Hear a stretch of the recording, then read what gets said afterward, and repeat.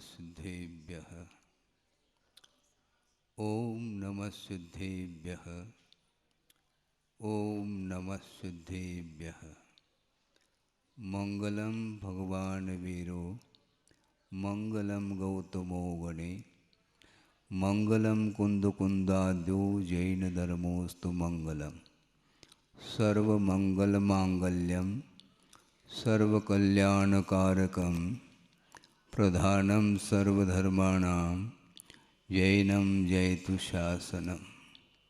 अहिंसा परमो धर्म की महावीर भगवान की प्रातः स्मरणीय परम पूजाचार्य गुरुवर श्री विद्यासागर जी मुनि महाराज की जय।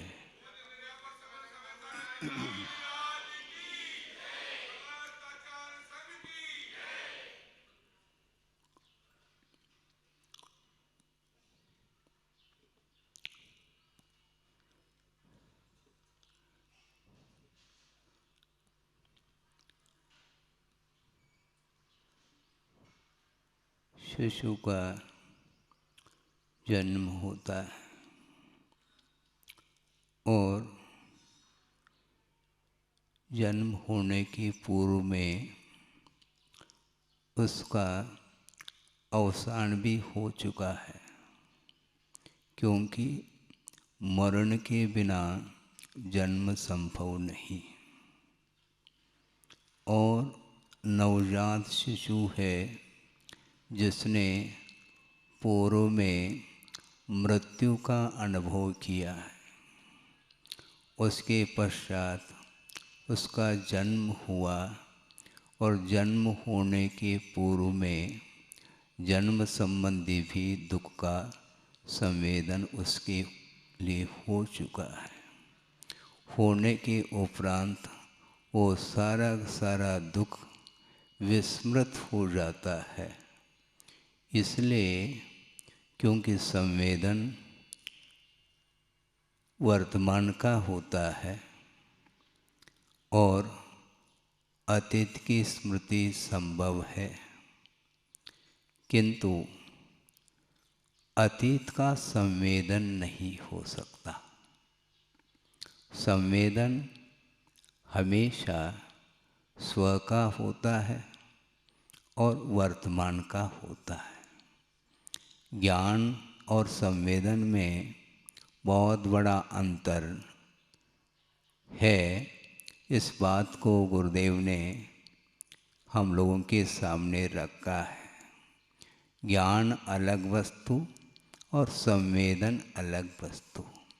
जैसे आपने कल भोजन में क्या लिया था उसकी स्मृति है आपको, किंतु संवेदन स्वाद आपको वर्तमान में नहीं आ रहा है। इसलिए बार बार आगमकारों का ये कहना है कि स्वसंवेदन वर्तमान का होता है, उस ओर यदि हमारी दृष्टि हमारा यदि उपयोग नहीं जाएगा तो निश्चित रूप से अतीत की ओर दृष्टि जाएगी और अनागत की आकांक्षा होती है। इसलिए कुंद कुंद स्वामी ने एक गाथा दी है, उसका अनुवाद गुरुदेव ने किया है, उसको आपके सामने रखते हुए इस विषय के ऊपर चिंतन मनन किया जा सकता है। ना भूत की स्मृति, आप ध्यान दें, ना भूत की स्मृति अनागत की अपेक्षा, भोगोपभोग मिलने पर भी उपेक्षा, ज्ञानी जिन्हें विषय तो विशदीकते हैं, वैराग्य पाठ उनसे हम सीखते हैं। क्या भाव है इसमें? ज्ञानी कौन हैं? जिन्हें विषय उपलब्ध होने के उपरांत भी ग्रहण करने का भाव नहीं है। विषय उपलब्ध नहीं है, इसके उपरांत भी आकांक्षा संसारी प्राणी की बनी रहती है। किंतु पुण्य कर्म के उदय में संपदा वैभव मिलने के उपरांत भी ग्रहण का भाव किंचित मात्र भी मन में नहीं आता, उनको ज्ञानी ऐसी संज्ञा दी है। अविरत अवस्था में अर्थात असंयम की भूमिका में सम्यक दर्शन रह सकता है, रहता है, इसमें कोई संदेह नहीं। और सम्यक दर्शन के साथ रहने वाला जो ज्ञान है वह भी सम्यक ज्ञान के रूप में ही विद्यमान है। किंतु अध्यात्म के क्षेत्र में कुंद कुंद स्वामी ने उसको सम्यक ज्ञानी अथवा ज्ञानी संज्ञा दी है, जिन्हें पंचेंद्रिय के विषय उपलब्ध होने के उपरांत भी उसके प्रति उपेक्षा का भाव आता है। बहुत सूक्ष्म विषय है कि महाराज आप जब कभी भी प्रवचन अधिक देने के लिए बैठ जाते हैं, तत्व चर्चा अधिक करते हैं, तो आप हमेशा अध्यात्म की बात करते हैं। हमारे लिए भी तो कुछ बात करो। श्रावकों के कल्याण की बात भी आपको करनी चाहिए। कर रहा हूँ मैं, इसलिए श्रवण को सामने रखता हूँ। और कुंद कुंद देव भी श्रवण के लिए उद्देश्य बना करके उपदेश देते हैं, उससे तुलना करने के लिए आप लोगों को अवसर मिल सकता है। हाँ, स्वसंवेदन, ये बात अध्यात्म ग्रंथों में कदम कदम पर सुनने को मिलती है, पढ़ने को मिलती है। संवेदन शून्य कोई भी जीव नहीं है, चाहे वह निगोदिया जीव हो, चाहे वह सिद्ध परमिष्टि के रूप में जीव हो। जीव हमेशा संवेदन से सहित होता है, चैतन्य गुण से संपन्न होता है, उसी का नाम जीव कहा। चाहे वह मिथ्या दृष्टि हो, चाहे सम्यक दृष्टि हो, संवेदन प्रत्येक जीव को अपना संवेदन होता है। महाराज, शिष्य ने प्रश्न किया, महाराज आपने स्वसंवेदन की बात तो की है, किंतु प्रत्येक प्रसंग में आपने स्वसंवेदन के साथ एक विशेषण क्यों बार बार जोड़ते हैं? कौन सा विशेषण? मात्र स्वसंवेदन नहीं, वीतराग स्वसंवेदन। स्वसंवेदन का अर्थ अपना संवेदन, किंतु उसके साथ साथ वीतराग यह जो विशेषण दिया है, इससे स्पष्ट है कि सराग स्वसंवेदन भी होता है। और वह सराग स्वसंवेदन कहाँ तक होता है, इसके बारे में चर्चा की जा रही है। भले ही आपके लिए यह विषय कठिन हो सकता है, शब्दों के, सरल शब्दों के माध्यम से इस विषय को इसलिए रखना अपेक्षित है क्योंकि जो स्वाध्यायशील भी हैं उनके लिए भी यह विषय गुरुदेव के द्वारा ही दिया जा रहा है। और गुरुदेव आपके लिए भी इस विषय को रख रहे हैं और हमारे लिए भी विषय रख रहे हैं। हम लोग सब मिल कर के गुरुदेव के अनुभव और उनकी वाणी को सुनने का हमें प्रयास करना चाहिए। तो स्वसंवेदन, वह सराग स्वसंवेदन भी होता है और वीतराग स्वसंवेदन भी होता है। तो कुंद कुंद देव ने वीतराग स्वसंवेदन की बात कही है, वह किसको होता है? ज्ञानी को होता है। तो ज्ञानी की परिभाषा क्या है? सम्यक दर्शन के साथ ज्ञान समीचीन रूप में परिणमन करता है, इसके बावजूद भी जब तक राग की भूमिका में रहता है जीव, तब तक उसको वीतरागता का संवेदन संभव नहीं है। इसलिए राग की भूमिका सम्यक दर्शन के साथ भी बनी रहती है। और वो कहाँ तक बनी रहती है? आप घबराओ नहीं, आप लोगों के लाइन में श्रमण भी आ सकते हैं। जल्दी नहीं करो। ये कैसी बात महाराज? क्योंकि धर्मानुराग को लेकर के यहाँ पर प्रसंग रखा जा रहा है, जिसको सराग स्वसंवेदन बोलते हैं।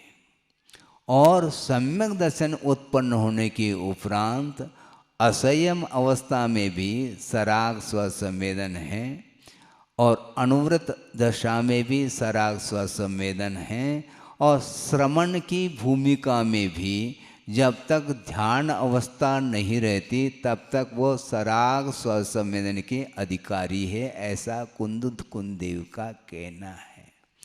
गणधर परमिष्टि को हम लेते हैं क्योंकि सर्वश्रेष्ठ यदि कोई पद है, केवल ज्ञान के होने के पूर्व में वह गणधर परमिष्टि का पद आता है। आप सोचिए, कुंद कुंद का ये कहना है गणधर परमिष्टि भी क्यों न हो, किंतु जब तक समोसरण में विराजमान रहते हैं और प्रभु की दिव्य ध्वनि खिर रही है और दिव्य ध्वनि का आलम्बन लेकर के द्वादशांग की रचना, आगम की रचना वो करते हैं और साक्षात प्रभु की वंदना कर रहे हैं और उनकी आराधना कर रहे हैं, गुणानुवाद स्तुति आदि कर रहे हैं, उपदेश दे रहे हैं, उस समय भी उन्हें वीतराग स्वसंवेदन संभव नहीं है। तो हमें कैसा हो सकता है? सोचो, विचार करो। इसलिए ज्ञानी उसको बोलते हैं जिन्हें विषय तो विशदीकते हैं और वैराग्य पाठ उनसे हम सीखते हैं, क्योंकि ना भूत की स्मृति, भूत की स्मृति होती है। हमने अतीत में इस प्रकार का वैभव का अनुभव किया, उपभोग किया, मुझे इसी प्रकार का उपभोग करने के लिए भोग्य सामग्री मिले, इस प्रकार की भी भविष्यत काल संबंधी आकांक्षा हो सकती है, जिसको निदान बोलते हैं। और ये निदान शल्य के रूप में है, इसलिए जब तक इस प्रकार के परिणाम भीतर रहेंगे तो सम्यक दर्शन यदि पहले हो तो भी वह समाप्त होगा, ऐसा आगम का उल्लेख है। इसलिए हमें विषयों की आकांक्षा नहीं, किंतु वीतराग भाव को प्राप्त करने के लिए पंच परमिष्टि का आलम्बन हमें लेना है। और पंच परमिष्टि की आराधना के पीछे कोई भी विषय सामग्री की वांछा इच्छा नहीं रखते हुए यदि हम आराधना करते हैं तो उस आराधना के माध्यम से भविष्य में भी विशेष रूप से मोक्ष मार्ग की सामग्री उपलब्ध होती है। इसलिए कर्म क्षय के उद्देश्य को लेकर के ये सारा का सारा उपक्रम है, चाहे वह सम्यक दृष्टि हो, चाहे वह अनुवृत्ति हो, चाहे महावृत्ति हो, प्रत्येक का लक्ष्य एक ही है, ध्रुव लक्ष्य। हमें कर्मों से अपने आप को मुक्त करना है और कर्मों से मुक्त करने के लिए भिन्न भिन्न पात्र को लेकर के साधन बताए हैं। उन साधनों का आलम्बन हम लेते हैं तो निश्चित रूप से विषयानुराग समाप्त हो सकता है। हमें मोक्ष मार्ग में धर्मानुराग बाधक नहीं बल्कि साधकतम है, किंतु मोक्ष मार्ग में यदि कोई बाधक वस्तु है तो वह विषयानुराग ही व्यवधान बाधा उपस्थित करता है। इसलिए कोई भी कार्य संपादित होता है तो उसके लिए आचार्यों का ये कहना है कि बाधक कारण की अनुपस्थिति, साधक कारण की उपस्थिति, फिर बाद में कार्य की निष्पत्ति होती है। तो बाधक कौन ठहरा? राग। किंतु कौन सा राग? विषयानुराग। धर्मानुराग नहीं, क्योंकि धर्मानुराग की सीमा कहाँ तक है? अभी आपके सामने दृष्टांत रखा, साक्षात प्रभु की वंदना करने वाले समोह शरण में उनके चरणों में विराजमान जो गणधर परमिष्टि हैं, उनके पास भी प्रभु के प्रति अनुराग है। इसको धर्मानुराग बोलते हैं और ये मार्ग के लिए अत्यावश्यक है और इसको साधन के रूप में ग्रहण किया है। जब तक वीतरागता प्राप्त नहीं होती है तब तक धर्मानुराग को हम उसका आलम्बन लेंगे, बल्कि यूँ कहना चाहिए धर्मानुराग जितना प्रबल होता चला जाएगा उतना ही हम वीतरागता की ओर बढ़ते चले जाएंगे। विषयानुराग घटाओ, धर्मानुराग बढ़ेगा। महाराज धर्मानुराग कैसा बढ़े? जो विषयानुराग है उसको घटाओ। किसी ने कहा कि महाराज इन दिनों में हमारा पुण्य पतला हो रहा है।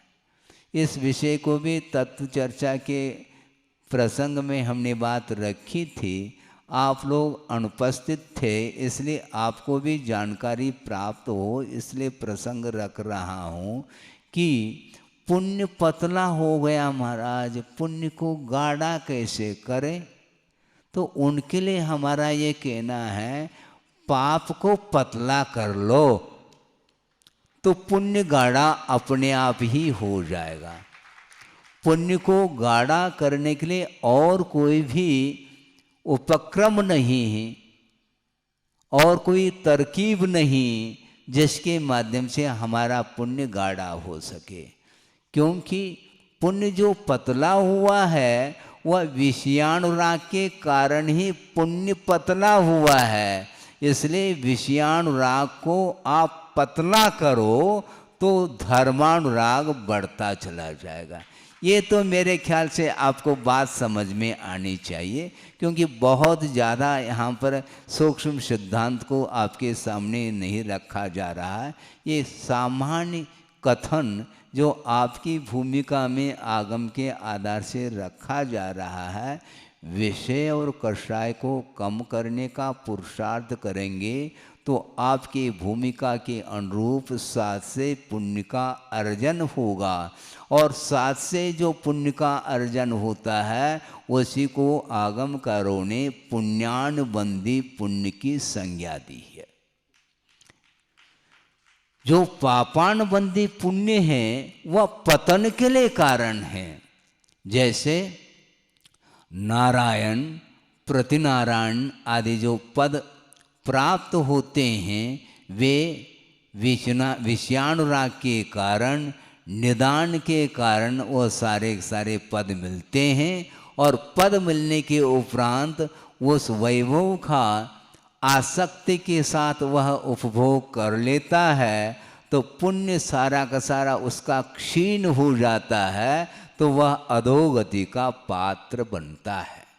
इसलिए हमें मात्र पुण्य का अर्जन नहीं करना, किंतु पुण्यानुबंधी पुण्य का अर्जन करने के लिए निरंतर हमें परिणामों को उज्जवल बनाना चाहिए। हमें मोक्ष मार्ग में पुण्य बाधक नहीं, किंतु पुण्य का जो फल है वह हमारे लिए अभिशाप शुद्ध होता है।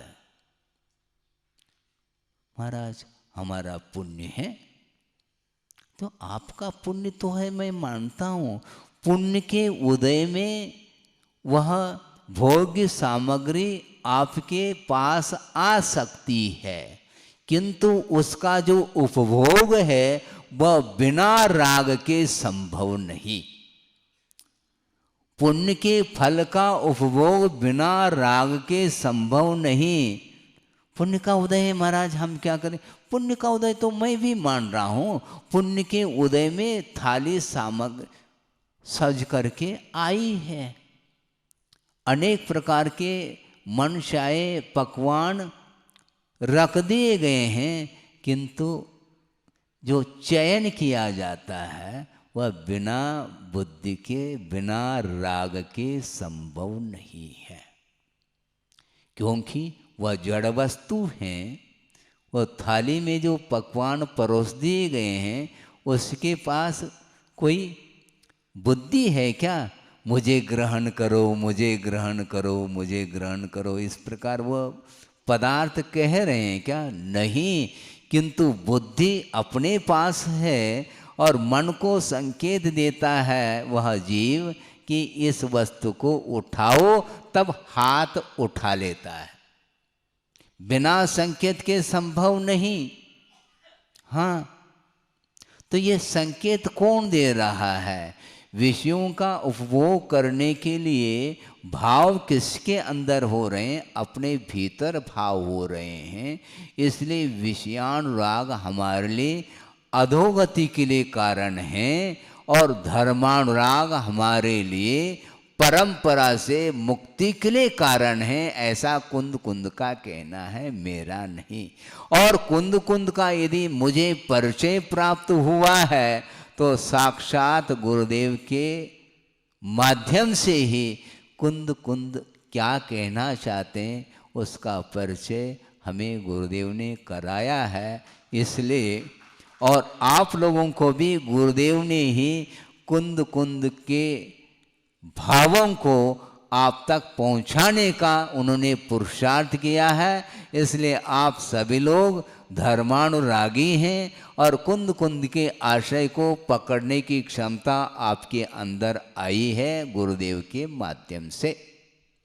इसलिए मेरा बार बार ये कहना है और मेरे लिए भी उनका यही कहना है। इसलिए हम अपने आप को भी संबोधित करते हैं और आपको तो संबोधन गुरुदेव ने दे दिया है। मुझे बार बार आपको संबोधित करने की आवश्यकता इसलिए नहीं है, मुझे पूर्ण विश्वास हुआ है आप गुरुदेव के अनन्य भक्त हैं और गुरुदेव की आराधना आप निरंतर समर्पण भाव के साथ कर रहे हैं। इसलिए आपका विकास, आपकी उन्नति, इसमें कोई भी संदेह नहीं है।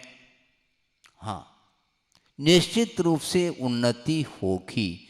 इसलिए उन्नति में, आत्मोन्नति में यदि कोई बाधक तत्व है तो विषयानुराग है।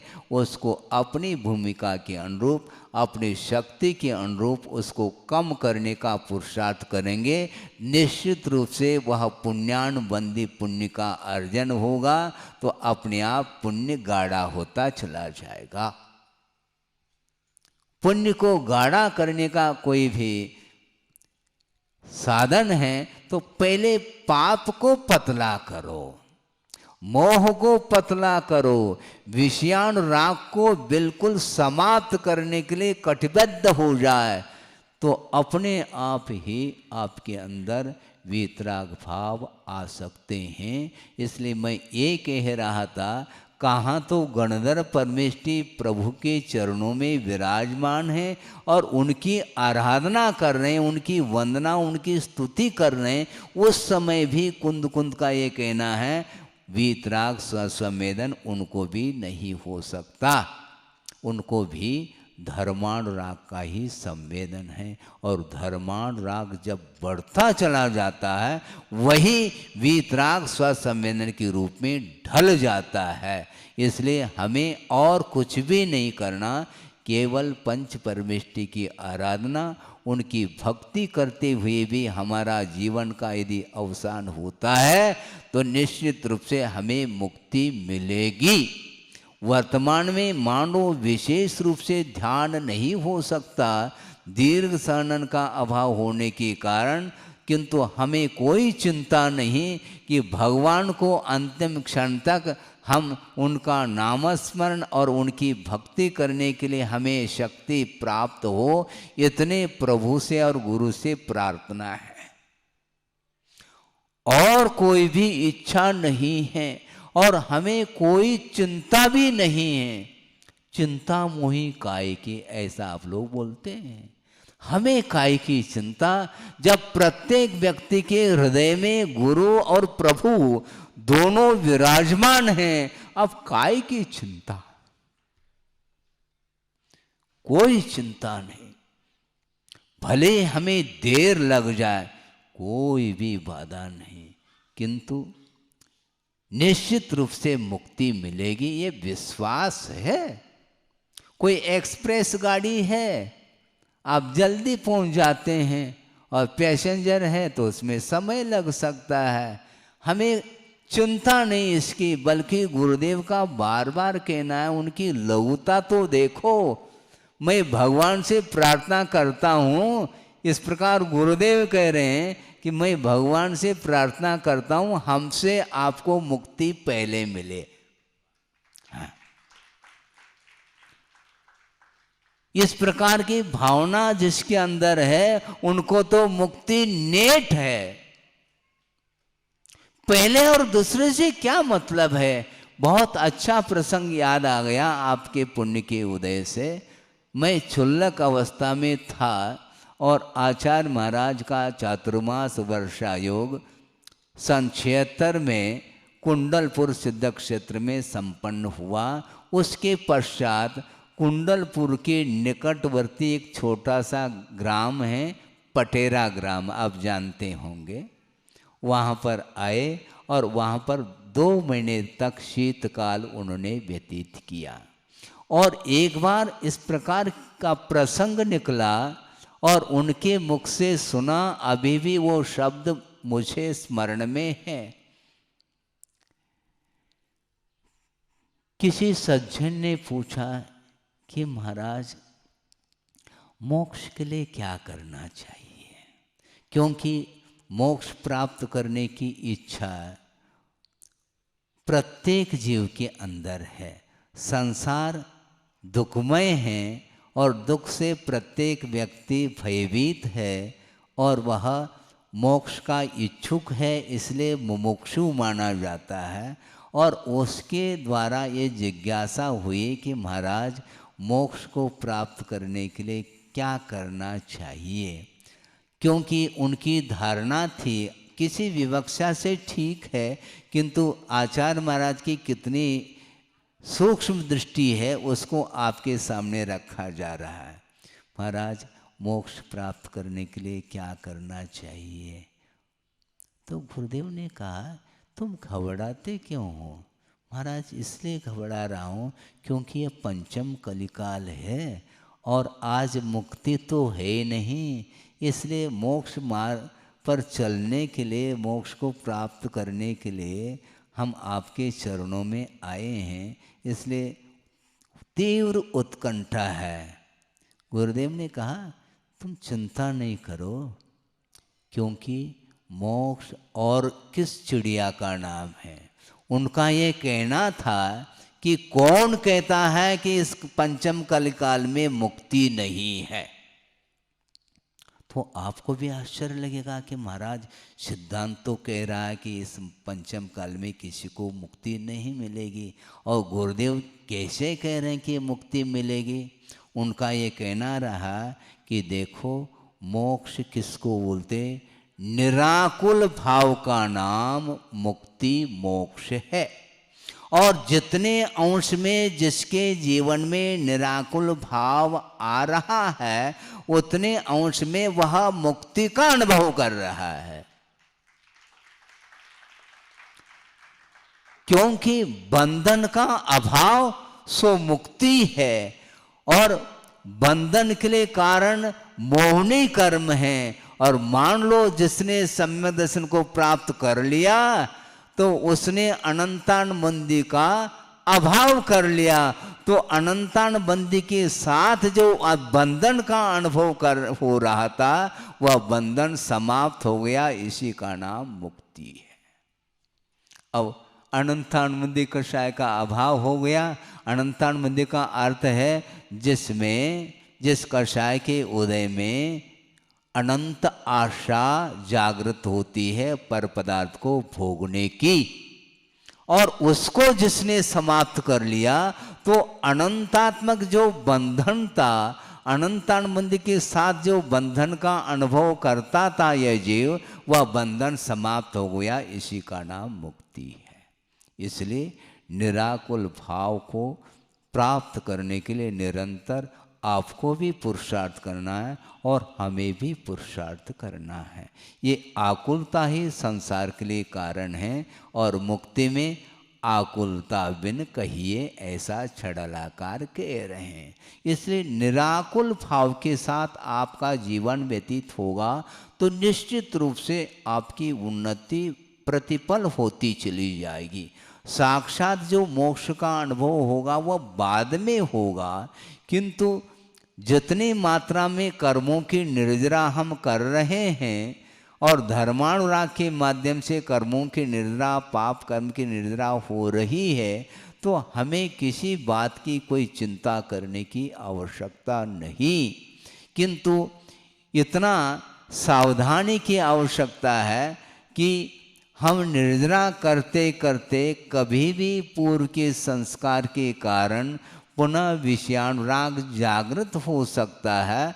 अपने को अलर्ट हो करके निरंतर धर्मानुराग के साथ जीवन को व्यतीत करना चाहिए।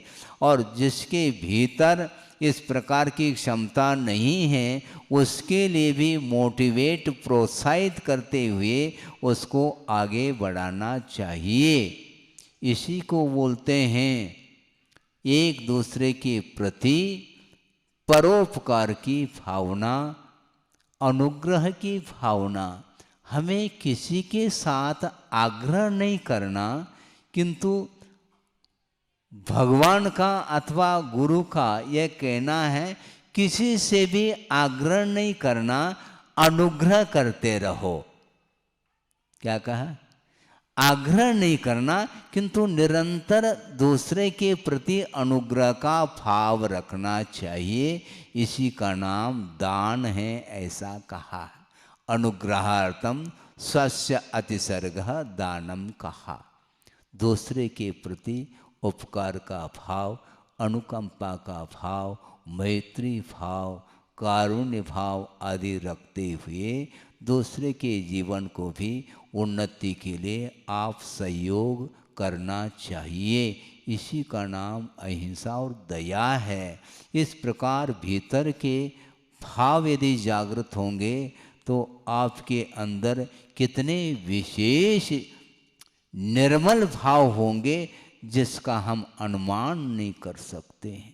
बार बार मैं सोच रहा हूँ, 8-10 दिन हो गए, अभी भी हमारा उपयोग नॉर्मल सामान्य का अनुभव हम नहीं कर पा रहे हैं, क्योंकि गुरु अभी तक उनका मार्गदर्शन हम लोगों के लिए रहा। अब क्या होगा? ये भाव स्वाभाविक रूप से आता है।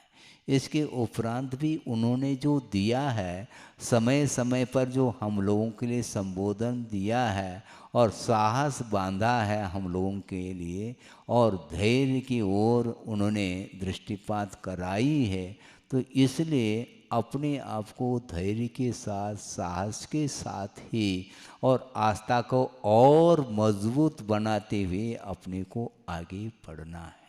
इसलिए विषयानुराग हमारे लिए अभिशाप है, संसार के लिए कारण है। इसलिए उससे अपने आप को ऊपर उठाते हुए पंच परमेष्टि की आराधना में निरंतर हमारा उपयोग रहेगा तो धर्मानुराग वृद्धि को प्राप्त होगा। और धर्मानुराग यदि वृद्धिंगत होगा तो निश्चित रूप से पुण्य आपका गाढ़ा हुए बिना रह नहीं सकता। यह आस्था का विषय है। इसलिए आपका समय हो रहा है, 2-4 दिन से इन्हीं बातों पर चिंतन मनन करके रखने का प्रयास किया जा रहा है, क्योंकि आगम के प्रत्येक पृष्ठ आप पढ़ेंगे तो वहाँ पर संसार का क्या स्वरूप है, मोक्ष का क्या स्वरूप है, कर्म सिद्धांत क्या है, पाप और पुण्य में क्या अंतर है, पुण्य के कितने भेद होते हैं, आदि आदि सर्वांगीण वर्णन मिलता है। इसलिए स्वाध्याय आदि अपने क्षमता के अनुरूप करके विषयानुराग को बिल्कुल स्वप्न में भी नहीं लाओ मन में। महाराज हम तो गृहस्थ ठहरे, हमारे साथ परिवार हैं, हम हैं, हमारी भूमिका नहीं, आपकी भूमिका है ये अलग वस्तु। किंतु आचार्यों का ये कहना है कि विषय का सेवन करते हुए भी उसकी मात्रा को ख्याल में रखना। क्वांटिटी, आशा की एक सीमा होनी चाहिए। असीम यदि आशा रहेगी तो सम्यक दर्शन का पता ही नहीं लगेगा कि सम्यक दर्शन कहाँ चला गया। ये बहुत अच्छा प्रसंग 2 मिनट में 5 मिनट में कह करके पूर्ण कर लूँ। गुणभद्र स्वामी ने आत्मानुशासन ग्रंथ में एक कारिका दी है, बहुत प्रासंगिक है। वह ये है, आशागर्तः प्रतिप्राणी यस्मिन् विश्वमनूपमं कस्य किं कियद् आयाति वृथा वो विषयैषिता। प्रत्येक प्राणी के पास आशा रूपी गर्त अर्थात खाई है। समझ में आ रहा है? आशा रूपी खाई प्रत्येक संसारी प्राणी के भीतर है, और इतनी वो खाई बड़ी है जिसमें विश्व की पूरी वैश्विक सामग्री उस खाई में भर दें तो भी वह परमाणु के समान प्रतीति में आता है। तो फिर वह आशारूपी गर्त खाई कितनी बड़ी होगी।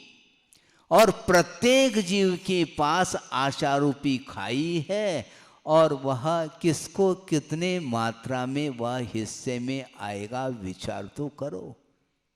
इसलिए ये अनंत आशा ठीक नहीं, थोड़े बहुत आवश्यक है। परिवार है, जीवन चलाना है, और उसके बिना जीवन चल नहीं सकता। किंतु जितना आवश्यक है उतना ही रख करके जो अनावश्यक वस्तु हैं उनके प्रति जो आशा बढ़ रही है उसको समाप्त करने का पुरुषार्थ हमें करना है। आप ही लोग तो बोलते हैं क्या, सामान 100 साल का और पल की खबर नहीं। जो 100 साल का सामान क्यों रख रहे हैं आप, जब आपको पल की ही खबर नहीं है?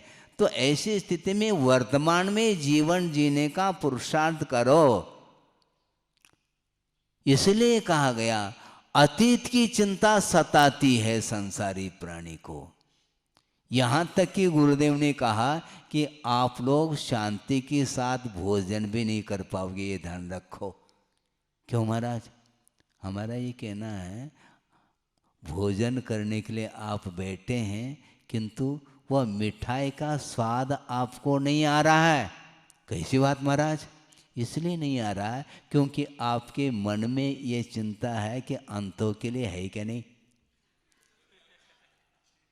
हाँ, ये चिंता वर्तमान की नहीं, ये भविष्य की चिंता है।